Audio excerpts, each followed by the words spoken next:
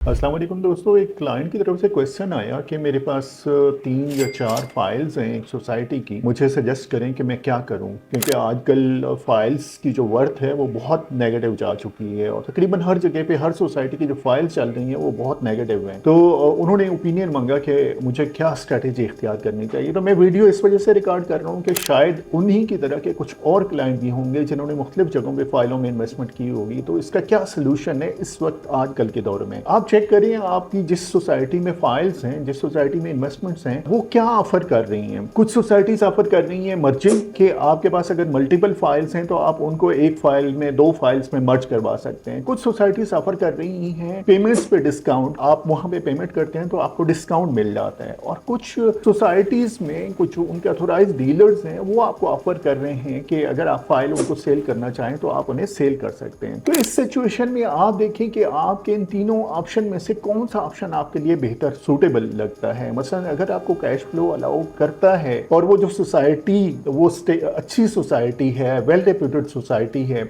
और वो कोई डिस्काउंट ऑफर कर रहे हैं पेमेंट के ऊपर और आपका लॉन्ग टर्म आप उसको होल्ड कर सकते हैं उन फाइल्स को, तो बेहतर है वहां पे कुछ पेमेंट करके डिस्काउंट अवेल कर लें। अगर आप उन फाइल्स को होल्ड नहीं कर सकते और फर्दर उनमें इंस्टॉलमेंट्स जमा नहीं करवा सकते तो अगर वो मर्जिंग ऑफर कर रहे हैं तो उनको मर्ज करवा दें ताकि आपकी फर्दर कैश फ्लो के ऊपर बर्डन ना पड़े और वो फाइल्स आपकी किसी एक फाइल में मर्ज हो जाएं और वहां पे आपके पास एक कोई सॉलिड इन्वेस्टमेंट हो जाए जो फुली पेड हो जाएगी या काफी हद तक पेड हो जाएगी। फिर तीसरा सोल्यूशन है कि उनके जो ऑथोराइज डीलर्स हैं उनको कांटेक्ट करें और वो अगर आपको अच्छी प्राइस ऑफर कर रहे हैं तो वहां से एग्जिट ले लें, क्योंकि इस वक्त जो ओवरऑल एक एनवायरनमेंट बनी हुई है रियल एस्टेट की, शायद 2 से 3 साल शायद 5 साल तक फाइल्स की जो वर्थ है वो शायद इतनी रिवार्डिंग नहीं रहेगी। हमारे यहाँ मार्केटिंग कंपनियों की एक रॉन्ग कैंपेन और हाइप की वजह से कुछ इश्यूज ऐसे हुए कि कुछ लोगों ने ये समझा कि हम अगर ज्यादा फाइल ले लेंगे तो हमें अच्छा प्रॉफिट